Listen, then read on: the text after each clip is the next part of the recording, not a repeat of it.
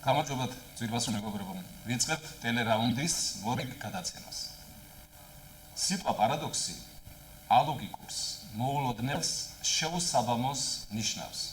პარადოქსულია, მაგრამ ფაქტიაო ამბობენ. პარადოქსულია მაგალითად, რომ მთელი 70 წლის განმავლობაში საბჭოთა კავშირი მთელს დედამიწაზე ყველაზე თავისუფალ ქვეყნად ითვლებოდა. ჩვენი ჰიმნისხმასე იწყებოდა თავისუფალ ერთა მცირე კავშირით ძმური. ხოლო ამერიკის შეერთებული შტატები ხალხთა საპყრობილე. და ასეთ კონზე ეგრეთ პარადოქსულად მოჩანდა ამერიკის შეერთებულ შტატებში თავისუფლების ქანდაკების არსებობა. თავისუფლების ქანდაკება ყველაზე კოლონარული უდიდესი მონუმენტია მთელს დედამიწაზე. იგი აიგო 1986 წლის 15 ოქტომბერს ნიუ-იორკში. ამერიკის შეერთებული შტატების დედაქალაქში თავი მოიყარეს მსოფლიოს თითქმის ყველა ქვეყნის წარმოადგენლებმა სტუმრებმა, რათა მონაწილეობა მიეღოთ ამ გრანდიოზულ ზეიმში. კუნძულ სელის მახლობლად, სადაც ქანდაკება იყო აღმართული, სამწკრივად განლაგდა მსოფლიოს 200 ქვეყნის ხომალდი თავისი დროშებით. ეს კოლოსალური ქანდაკება, რომლის აგებაც რამდენიმე მილიონი ფრანკი დაჯდა, ამერიკელებმა შემდგომ ფრანგებს აჩუქეს. მონუმენტის შემადგენელი ნაწილები განსაოცარი ზომისა. აი ესე მაგალითად თავი ქანდაკებისა თავისუფლად იტევს 40-მდე კაცს. შეიძლება იმოძრაოს 14 კაცმა ქანდაკების ხელში რომ უჭირავს შუქურა. ხოლო ლაბადის ნაკედლებზე კი მოთავსდება 20-მდე კაცი. მთლიანად ქანდაკება 450 ბრინჯაოს ნაწილისგან შედგება და საკმაოდ სწრაფად იწყება. ქანდაკების თავში მოთავსებულია 30,000 სანთლისაგან შემდგარი ელექტროფარანი. ეს გიგანტური შუქურა რამდენიმე ათეული მილის სიშორეზე ანათებს. მაგრამ მთავარი მაინც თავისუფლების სიმბოლო როდია, არამედ თავისუფლების შინაარსი.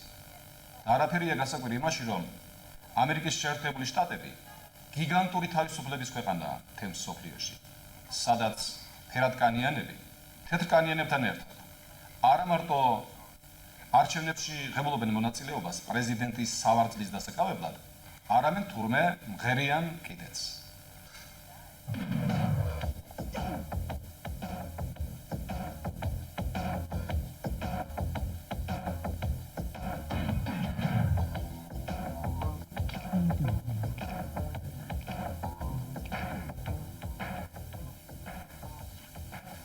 მაინც ამერიკა უჩვეულო პარადოქსების ქვეყანაა. მთელი მსოფლიოს გაზეთები და ტელეკომპანიები აჭრილებულია ჩვენი ეპოქის სუპერვარსკვლავის მაიკლ ჯექსონის შესახებ ატეხილი სკანდალის წვრილმანებითაც კი. სულ 9 წლის მანძილზე ჯექსონი დაადანაშაულეს პლაგიატობაში, ნარკომანიაში, თაღლითობაში, პედოფილიაში. ჯექსონის შესახებ მასალებს აქვეყნებენ ქართული გაზეთებიც. შოუ ბიზნესში არსებობს ცნება პროდუქტი, წერს გაზეთი კავკასიონი. რაც შეიძლება იყოს ვიდეოკლიპი, ალბომი, ფილმი თუ უკვე გარდაცვლილი კუმირი. პროდუქტებად იქცნენ ელვის პრესლი, მერილინ მონრო, ჯიმ მორისონი. ჯექსონი პირველი ცოცხალი პროდუქტია, რომელიც დროის მოთხოვნის მიხედვით თუ განსჯით, სრულ ქმნილია. მეტად უცნაურია, მეტად ნიჭიერი, მეტად პოპულარული, მეტად უბედური. სწორედ ამ უკანასკნელმა აქციებმა პუბლიკისათვის ეგზომისარი. კაცობრიობის ხანგრძლივი ისტორია ადასტურებს, რომ კუმირებად, კერპებად და მითებად სწორედ უბედური ადამიანები იქცევიან. მაიკლ ჯექსონის ჯვარია მარტოობა, წვალება და შეგრძნება იმისა, რომ რბოს სურვილის სამებრ შეიცვალოს გარეგნობა. ადამიანებს თეთრკანიანები უყვართ, თეთრკანიანად იქცა. ამასთან ცხვირი, ტუჩები, ლოყები დაიგეთ. ადამიანებს უყვართ სხვათა უცნაურობანი, ინებენ ცხოველებთან მეგობრობა. არო კამერაში წინ. ვარსკვლავთა ცხოვრების ჭუჭყიან და პიკანტურ ახალ ამბებს, რაც მოულოდნელად ამოტივდება და გახმაურდება ხოლმე, მათთვის არასოდეს შეუშლია ხელი კარიერაში. საჭიროება მოითხოვს, კინოკომპანიები და ხმისჩამწერი ფირმები თვალებს ხუჭავენ და ვერ ამჩნევენ ვარსკვლავთა უცნაურობებს. ის ხდება ეს მათი სექსუალური ორიენტაცია, უთოკავი ხასიათი თუ ალკოჰოლით და ნარკოტიკებით უზომო გადაწყვეტა. ჯექსონის პოპულარობას თავის სასარგებლოდ იყენებენ ბიზნესმენები. მას შემდეგ, რაც კომპანია PepsiCo შეშინებულმა იმით, რომ ჯექსონმა რეპუტაცია არ შეურყიოს სასმელსო, გასული წლის ნოემბერშივე გააუხმა $26 მილიონ კონტრაქტი, Pepsi-ს კონკურენტი Coca-Cola გახარებული იფშნებდა ხელებს. მას შემდეგ, რაც ჯექსონის პირადმა ექიმმა განაცხადა, ბანკოკში ნოემბრისათვის გათვალისწინებული კონცერტები გადადებულია ჯექსონის სხეულის სითხისაგან დაცლის გამო ყველა მსხვილმა გაზეთმა მოათავსა რეკლამა. რომ არ დაიცალოთ სითხისაგან სვით კოკა-კოლა. ჯექსონი კი მღერის, მისი აუდიტორია ახალგაზრდობა.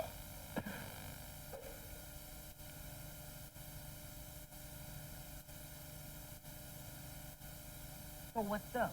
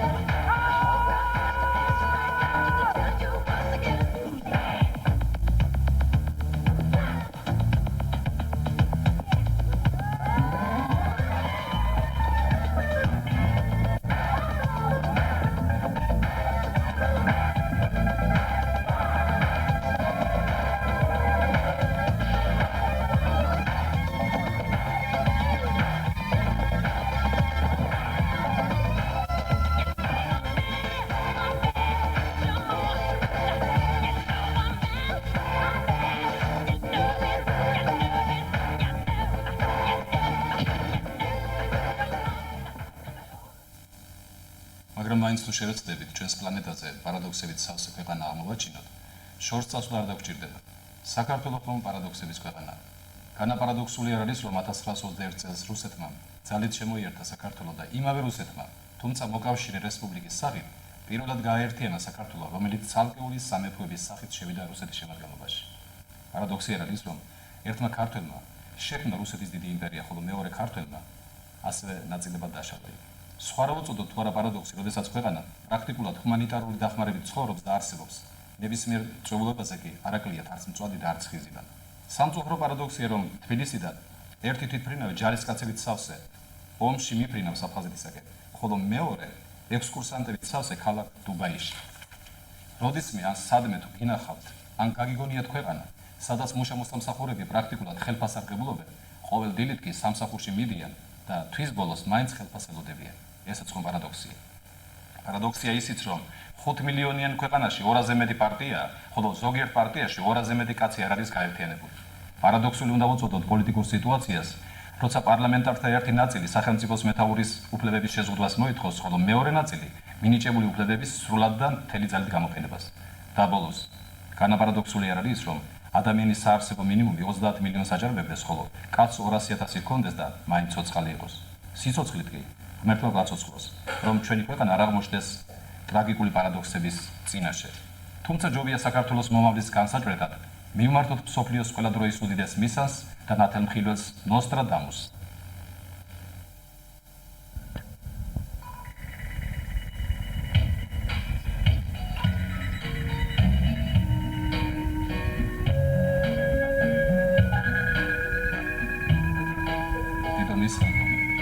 გამოელის საქართველოს.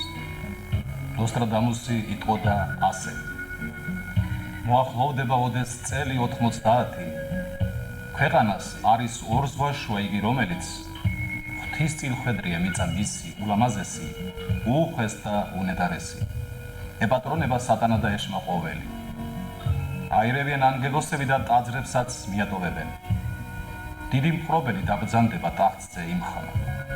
და გადაჰკიდებს ერთულს მტრებად ახლო მეგობართ, ძმას ძმასა და დას კიდევ დასა. ყაყორნებით გაიშლება კარვებს სასახლის მეფის სასახლოს, ხოლო სასახლეს უბედური დღენი მოელის.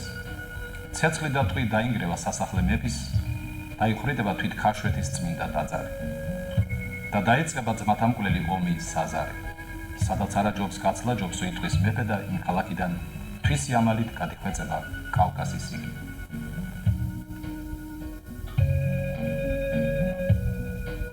სამაჩაბლო და აფხაზეთი და ჩრდილოელი მეზობელი უზარმაზარი დიდი ტორებით, რომელსაც ალბათ არაფიქრებს ყველა ქართველი, ყველა აფხაზი, ყველა ოსი და დაოსებული ერი ყოველი, ოღონდაც თავად იბატონოს დედამიწაზე. ვიდრე ქართველი ჩრდილოელი დიდი მეზობლის ლანძღვა დინებას არ აცლიან ერთი მეორეს, ამასობაში აფხაზნი და კიდევ ოსნი პურით მარილით ხვდებიან რუსებს. მერე ქართველებს ეს ჩრდილოელი აფხაზეთიდან სულ კინწისხვით გამორეკავენ და ახლა კიდევ პირდებიან უკან შერეკვას დანუმრილებს და ანკეტების სავსეს. მაგრამ აფხაზეთს პატრონობს ახლა ეშმა სატანა, რომელმაც ევას ვაშლის გემორვა მამცნო და ბაღიტანაც გამოაწევა. ის უსახელო არ შეუშვებს ტოლვილ გალეთში. გამშველებელი ჩრდილოეთ წავა და მიატოვებს ქართველ აფხაზებს ერთ- ერთ პირისპირ. მერე იფეთქებს ისევ ომის ცეცხლის ხანძარი. ქართველნი ახლაც იმძლავრებენ თავის მტერზე და მაშინ, როდესაც გამარჯვება ახლოს იქნება, თბილისში ერთ-ერთს დაერევა პოზიცია ოპოზიცია. გაიმართება კიდევ ერთი პარტლომეს ღამე, ხოლო როდესაც გათენდება დილა მზიანი, აღარ იქნება აფხაზეთი და სამაჩაბლო, აღარ იქნება არც მთავრობა, არც პარლამენტი, არც უფროსი და არც უმცროსი. იმ ქვეყანაში, სადაც ყველა დიდი პატარა, ქალი და კაცი, ან მეფე, ან გენერალი და საკუთარი სახელმწიფო უნდა რომ გქონდეს. დაიშლება საქართველოს პატარ-პატარა სახელმწიფო სამთავროებად, ნელ-ნელა და თანდათანობით გადავა იგი უცხოთ ხელში. საქართველოს კი შემორჩება გორი, ქარელი, ხაშური და იქნება კასპიც. გორი იქნება საქართველოს დედაქალაქი, ვიდრე იმასაც ალანეთს არ მიუერთებენ. ამ დღიდან გავა 100 წელი და ერთხელ როცა იკითხავენ ეს ვინ არისო, კედელზე გაკრულ ერთ-ერთ სურათზე ქართველია უპასუხებს ინგლისელი ნაზი ალბიონიდან ცხოვრობდა 100 წლის წინ. იკვებებოდა ნიგზით, მწვადით, ცოცხალით, თევზით და კარგად ჭამდა თავისიანებს. ბოლოს კი ამ ხალხს ერთმანეთს შემოეჭამა და ეს სურათი დაგვიტოვა ჩვენ და სახსოვდა. ასე ამთავრებს თავის მონათხრობს დიდი მისანი. თქვენ კი ამ ამბავს ვიცი შფოთვით შეეგებებით, მეტყვით რას ამბობ, აღარა გაქვს სინდის ნამუსი. მე დაგამშვიდებთ. კი, ასეთი არის გეგმები, მაგრამ ხომ იცით რომ სცდებოდა ნოსტრადამუსიც.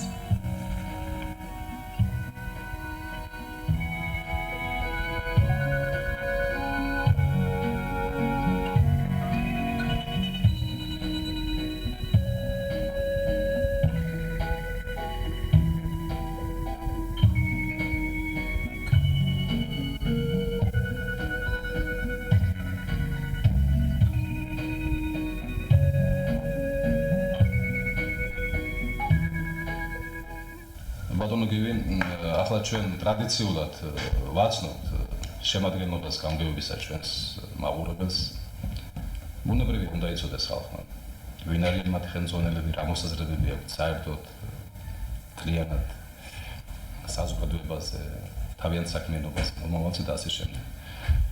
თქვენ გამგეობაში იდეოლოგიურ სფეროს ხელმძღვანელობთ. აი ხო ჩვენ უყურეთ გარკვეულ მონაკვეთს ჩვენი გადაცემისა თქვენთან ერთად.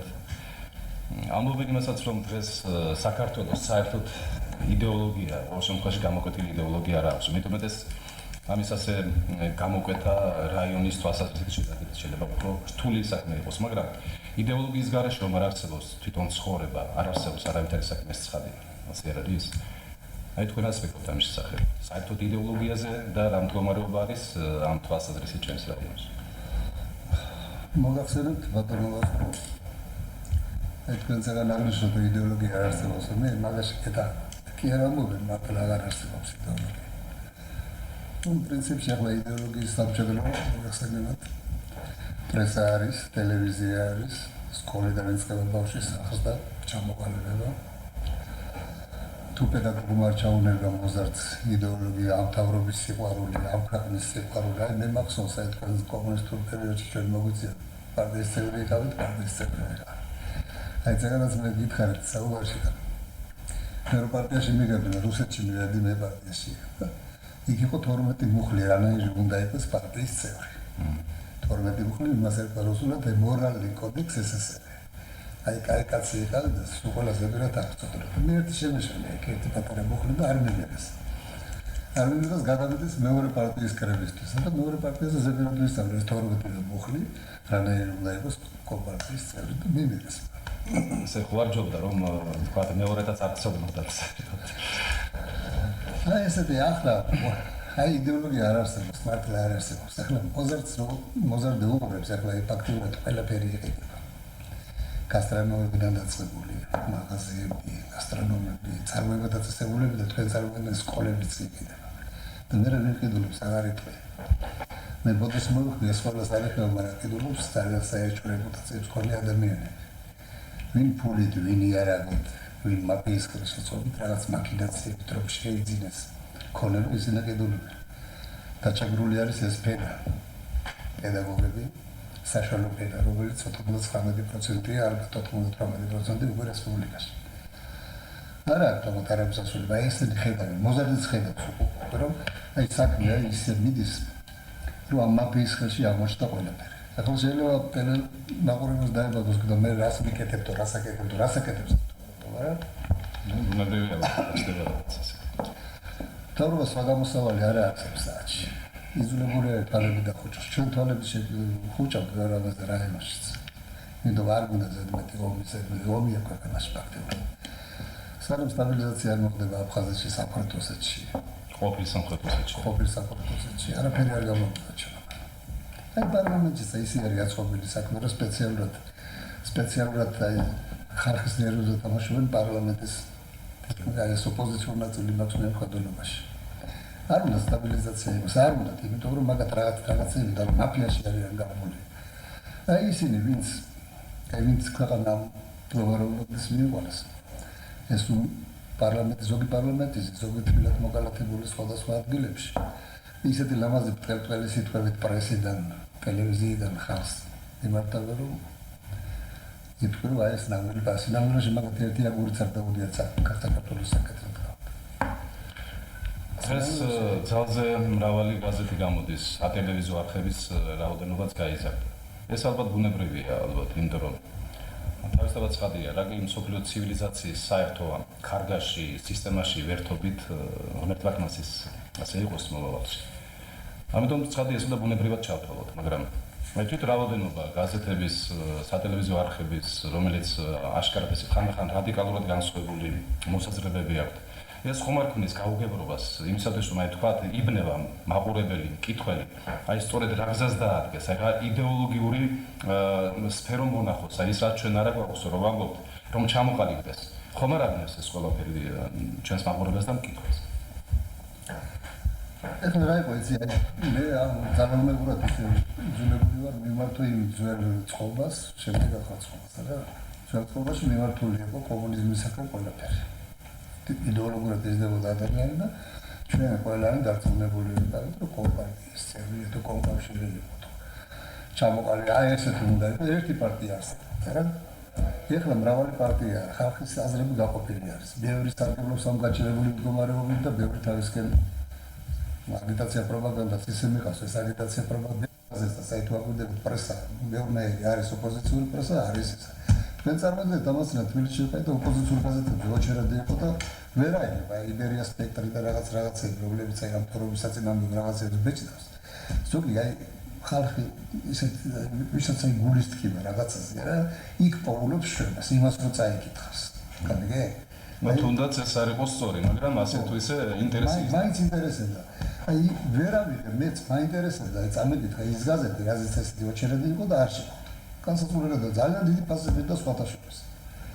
ძალიან დიდი ფასები. ისეთი ფასები და ამ პოზიციის გაზეთს ფასად ერთი 10 იყიდი, მაგრამ ამას ნაკლებად ყიდულობენ ვიდრე იმას. თუმცა ეს ხალხი დარწმუნებული არიან, რომ აი ამ თავრობის გვერდზე მდგომი ხალხი არის. მეც ამ თავრობის გვერდზე მდგომი პიროვნება ვარ სხვათა შორის.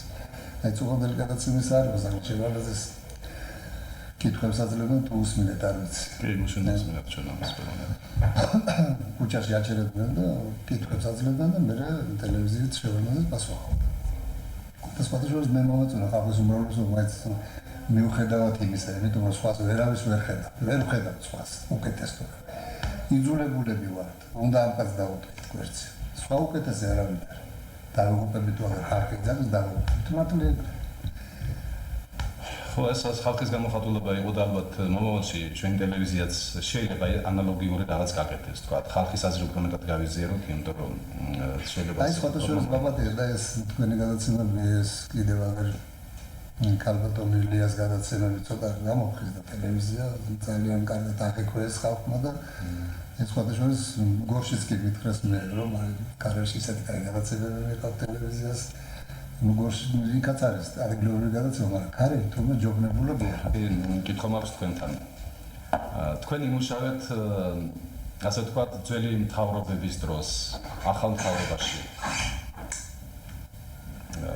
ბუნებრივია ისმის ასეთი კითხვა გამგეობის ძველი შემადგენლობა წავიდა მას ეს ბუნებრივი პროცესი ლაპარაკობ მე და არავითარი საწყენი და სამდურავი არ ეთქვის იმას ვინც მუშაობდა თუ კარგი საქმე გააკეთა და ბევრი კარგი საქმე გააკეთა ალბათ მაგრამ აი ასე კითხვას მაინც ვამეყობი აი თქვენ როგორ შეძელითო იმ მთავრობის დროსაც მუშაობთ ამ მთავრობის დროსაც მუშაობთ საერთოდ გიხდებათ აქეთ მუშაობა აი და რას ნიშნავს ხელმძღვანელი როგორი უნდა იყოს ეს ალბათ ხელმძღვანელის თვისებებზეა დამოკიდებული თქვენი აზრი როგორია ხელმძღვანელზე საერთოდ ის ბატონოს ძალიან ძნელია ახლა აი ხელმძღვანელის პოზიციაზე მუშაობა აი კარგად აღნიშნა და ყოფილი მთავრობა წასული მთავრობა ბევრი კარგი და იმ პერიოდში მოგეხსენებათ ამ 2-3 წლის წინ რანაირი ქაოსი იყო საქართველოში და იმ პერიოდში მოვიდა ბატონი ბარბაკაძე და საკმაოდ ღირსეულად გაართო თავი მაშინ მოგეხსენებათ ძალიან შავი სამყარო ძალიან აი ისეთ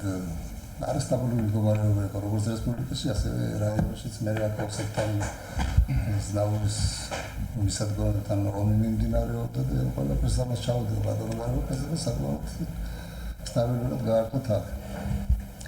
ნუ თქვენ ხართ რა როგორი უნდა იყოს ხელმძღვანელი არა ხო საერთოდ აი მოდელი ძალიან ძნელი არის ახლა ხელმძღვანელის პოზიციაზე მუშაობა რა მე ხუმრობითაც კითხვა კარგი რო ყოფილიყო მე კი არ დამნიშნავდა ამ პოზიციაზე და მართალიც არის ფოტოშოპს ძნელია იმიტომ ეს მომჩი ვარ ხალხი ბევრია დაჭერებული ხალხი მე ამას წინათ აი პედაგოგებს მოგახსენე სოციალურად ძალიან დაუცველები არიან აი გული გეთკინება რა ჩემი ყოფილი მასწავლებელი ამოვიდა ჩემი ყოფილი მასწავლებელი მოხუცებული ჯობით შემოვიდა და გიმიმში აი როგორ ამას ხო გაძლება უნდა ამას ატანა უნდა რაც ეს ამაყი ქალი ერთდროს ესეთ მე ხოდიში და მამაგის როგორ დაისწორდა თავს დღეს მეუბნებამში ამას ხო უნდა აი ქვა უნდა გედოს გულის მაგიდა თუ ესეთ რაღაცას მოისმენდა და ასეთი მრავალი მოდის ძნელია ძალიან ძნელია ახლა ბევრი არცის ახლა ბატონი თემურელი თბილისში დადის ახლა ყოფილი თავრობას აი ადრინელი რაიკონსტრუქციის ხდოლობაში იმათ რა მაშინ პრობლემა არის არც ფილი არც კარაკი არც ბრინჯი არაფერი პროდუქტი რამდენიც გინდოდა ეყარი სამანეთად ხოლმე კარაკი რამდენიც გინდოდა პრობლემა არის ის და იმპორტული რამაზე აი იმპორტული ვესტა და იმპორტული ტანსაზმა სანაცვლებლად წარმოება დაწესებულებებს ახლა ჩვენი გამგებლის სამუშაო დღე იწყება იმით რომ წავიდეს ფქვილი იშოვოს როგორმე რაიონში შემოიტანოს აი ახლა ეს 13 არის წასული რომ როგორმე იქნებ რაიონში 9 რაიონი გაჩერებულია ფქვილის გარეშე ზოგან გამოსულებია ზოგან კიდე გზა გადაკეტილია და ჩვენ ასეთ რაღაცეებად ვახერხებთ ნუ არ უნდა იყოს ეკრანი და მაგრამ ბოდიში მაგრამ ზოგი მეგობრობით ზოგი აი მაკაცობით რაღაცები შემოვა ბატონეთო ძალიან ბევრს მოძრაობა და ბატონე კაკოცაკრა ესე იგი ახალს გულთან მიაქვს ეს გასა თქვენ მოგიწიათ ამ უკვე სოფლიოში გახმაურებული გადასასვლელის ტოლვილთა ამ გზის ტანჯვის გზა რომ უწოდეს მას გადასვლა ტოლვილებთან ერთად თქვენთან ერთად აი იქიდან აი იმ შტაბეჭლებიდან აი ამ გზაზე რომ გაიარეთ დაგამახსოვრდათ ყველაზე მეტად საშმელია როცა ახლა ჯერ როგორ მოდიოდით იქიდან ყველა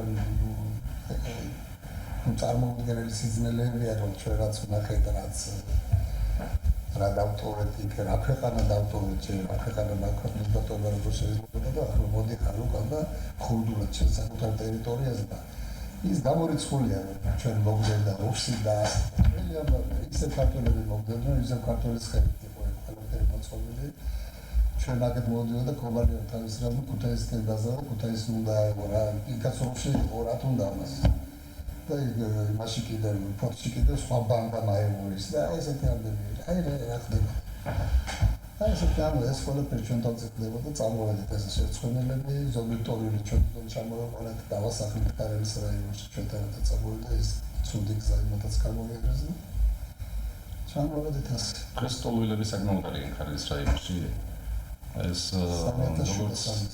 როგორც სამოჩაბლოდან ისე აფაზიტიდან მე მგონი არ ვიცი როგორც მე მესმის და ინფორმირებული ვარ უკმაყოფილება არის პრობლემები თავისთავად ცხადია მაგრამ აი მაინც როგორ გზნობენ ისინი თქვენ ყველაზე ახლოს ხართ ამ ტოლვილებთან როგორ გზნობენ თავს როგორია მსვლელობა ჩვენი გამგეობისა აი ამ თვალსაზრისით ტოლვილება რაც დაკარგეს იმათ ჩვენ 1%-საც ვერ აუნაზღაურებთ ამ ხალხს იმისთან ამაზე ცხოვრება და იმისთან კარგი ადგილები დატოვებას და წარმოგედგენთ ჩვენ მაქსიმალურად ვაგებთ ყველაფერს ჯერო ჩამოვიყვანეთ პირველ რიგში დასასვლით პროდუქტებით რომარაგეთ ბინებით და სპერმით უზრუნველყავით ეს ხალხი დავასახლეთ ვისად ახლაც ჰუმანიტარული დახმარება მოდის თავიდანვე ნაწილდება სხვადასხვა კმაყოფილები არიან ახლა რაც არის ეგ არის რასაც თვითონ ქვეყანას აქვს ხელი გაწვდილი და იმიდან რაც შემოდის ჰუმანიტარული დახმარება მე მაგათი ნოტორია მაგრამ ეს ჰუმანიტარული დახმარება მთელ რესპუბლიკაზეა სხვადასხვა გათვალისწინებული არა მარტო ტოლილებზე მაგრამ რესპუბლიკა მიდის იმაზე რომ მარტო ტოლილებს აძლევს ამ ჰუმანიტარულ დახმარებას ეხლა ის სულზე 5 კილო ბრინჯი დარიგდა ტოლილებს ხო ზოგმა ოჯახმა ვერიცი ოჯახი რო 100-120 კილო ბრინჯი ერქვა აი თქვენ მაგალითად გაქვთ 120 კილო ბრინჯი არა მე საერთოდ არ მაქვს ამ ბრინჯს არც ფარმა მაგრამ ახლა მაინც ახლა აი რესპუბლიკა იმით რომ აი ხალხს როგორ გვერდზიარებთ ცოტა მაინც შეუმსუბუქოს ამ ხალხს მიდის ამ დათმობაზე რომ თელ მოსახლეობაზე მოსულ ჰუმანიტარულ დახმარებას თლიანად თვითონაც თქვენი აზრი როგორია ბატონო გივი დაბრუნდებიან აფხაზეთში აუცილებლად დაბრუნდებიან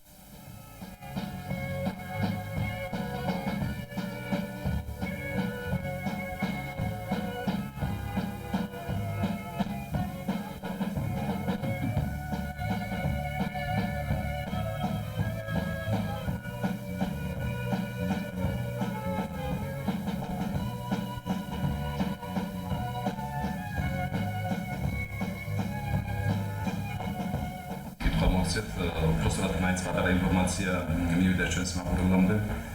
ბატონი გივი წლების განმავლობაში მუშაობდა დაახლოებით 26 წელი სატრიო მეურნეობაში.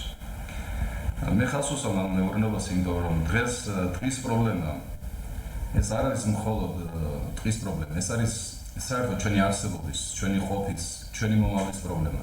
იმდენად რთულია იგი.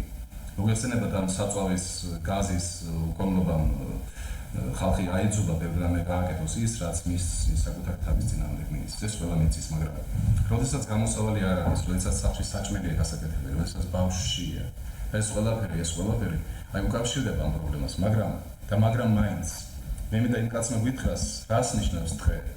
რა შეუძლია მას მოუტანოს ან არ მოუტანოს ადამიანებს? აი მის მიხედვით როგორ მოვიქცევით ჩვენ თვითონ ამ საჩუქარს, ყველაზე დიდ საჩუქარს შეიძლება ეხლას ბუნებისაგან ბატონ გივის ვკითხოთ, რომელმაც იქ წლების განმავლობაში იმუშავა, მე როგორც თქვი, რამდენიმე ათეული წელი. მაინც თქვენ გამიდა მოვისმინე ბატონ გივი, რა არის? რას ნიშნავს დღე ადამიანისათვის? და როგორ უნდა მოვექცეთ მას? სხვადასხვა ბრაზილიის ტროპიკებს, მოგხსენებთ ბრაზილია ყველაზე უხსნიანი და ღია და მრავალი ეროვანი ცერარები არის განკრული. ბრაზილიას უწოდებენ სოფლიოს პინტერს, აი იმდენ ჟანგված წარმოშობს ეს ქვეყანა. სოფლიო მნიშვნელობა ამადა. ბრაზილიის ტყე არის სოფლიოს ფილტრი, რატომ კარელის ტყე არ უნდა იყოს კარელის რაიონის ფილტრი რა? ამ ტყისა და ტყის მნიშვნელობას ვერ გაიგებს, სანამ შუა აზიას არ ნახავ. ამ გახრიოკებმა სანამ ქვიშაში არ გაერები და ჩრდილი რომ არსად არ არის. აი მე პირადად ნახული მაქვს ეს ყველაფერი სულ ადგილი. და გავახსენებული, აი ხალხის საშუალო სიცოცხლის ხანგრძლივობას აი დავუკვირდით იმ ქვეყნებშისაც სცენარები არ არის ნაკლებად ახლა მე შუა აზიის ხალხს რო ნახულობ, აი ჩვენი ხნის ხალხი უღარ მათ მოხუცებულები არიან. 50 წლის კაცი და 55 წლის კაცი უკვე მოხუცი, აშკარად მოხუცია. და გავლენა იქონია, კლიმატმა იქონია, ტყე იქონია ალბათ. ეხლა ეცეგანაც თქვია, ბევრამაზე თვალებს ხუჭავს. ჩვენ ერთ-ერთი თავის ისიც არის, ხალხს ვიცით უჭერთ. ენი არ არის, ელექტროენერგია არ არის, გაზი არ არის, იძულებული ვარ და ბევრი აგერ ჩამოვლია უსაბუთო დადიან, მიდიან, ჭრიან რაღაცას ეწოლებიან. ერთი ერი შეჩაქონდეს სახში. რაიონის გამგებლობა მაქსიმალურად ყველაფერს ეცდება, როგორ სამთარი გადავიტანო ჩვენ აგერ კაცი არის გაგზავნილი ქვანახშირზე, ერთი ვაგონი ქვანახშირი არის დაგეგმილი რაიონში შემოვიტანოთ, ხორბალზე გაცვლა ხდება. შეიძლება კიდევ აი საწვავის შემოვიტანო დიზელის საწვავის სახით და ცოტა შევამციროთ მაინც ეს უკანონო ჭრები. უნდა გავუხდით ესე იგი, მხოლოდ სიმღერა დღეს შეუნახეშვილებს რა თქმა უნდა არ შევლის საქმეს, მხოლოდ სიმღერებს შევშვილით, მაგრამ ამის და მიუხედავად ბატონებივი, ალბათ მაინც მინდა გითხრა და უთხრა ჩვენს მაყურებლებსაც რომ სიმღერაც უნდა ხალხს, იცი? ხალხს უნდა ლამაზი გადაცემაც, ხალხს უნდა ლამაზი ნახატიც, ფერწერაც, სხვანაირად ადამიანის სულის საკვები ჩვენ არ გვექნება. რა თქმა უნდა ჩვენ გვიჭირს საკვები, მაგრამ სულს აუცილებლად ჭირდება კვება. რომ აი ეს ყველაფერი გადავარჩინოთ, ჯერ სული უნდა გადარჩეს. სული უნდა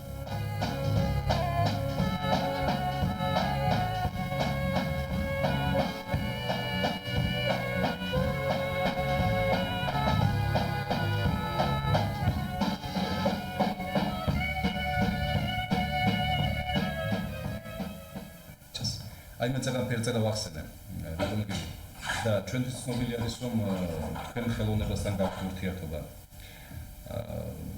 კერძოდ ხელოვნების რომელი დარგია თქვენთან ახლოს და ამ თვალსაზრისით გასაკეთებთ.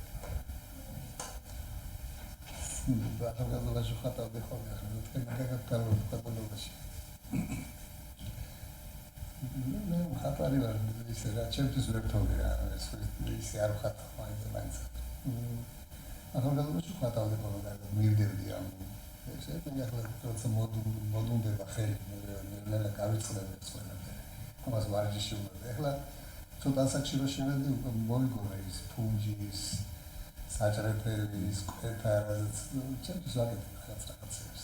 მე ძალიან მიყვარს აი ყველაფერი ის ლამაზი დახატვა, ლამაზი გამოკვეთა, ამას მე ვაკეთებ. ხომ არ გვიჩვენებდით ამას თქვენ შეგიძლია რომ გადასცეთ. კი, გაჩვენებთ. თუ გინდათ.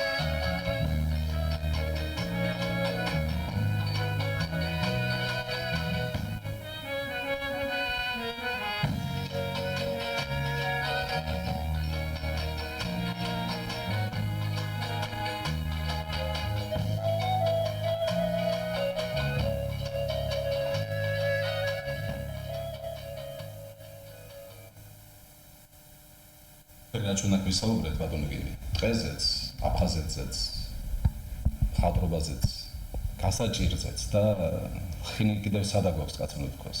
დღეს ვისულხინს. ეს ყველაფერი მაინც იდეოლოგია. ეს ის იდეოლოგია, რომელსაც უნდა ვემსახუროთ ჩვენ თქვენის რა თქმა უნდა ხელმძღვანელობით, პრესა, ტელევიზია, რადიო, ყველა ის ვისაც ამის სკოლა რა თქმა უნდა, სკოლა, წერლობა, თეატრი, ჩვენი კულტურის სახლი, ახალდაარსებული ცენტრი კულტურისა და სხვა, ყველა ვისაც ევალება ამის გაკეთება. ამის იმედი უნდა ვიქონიო და ამით დავასრულოთ ჩვენი სწავლება.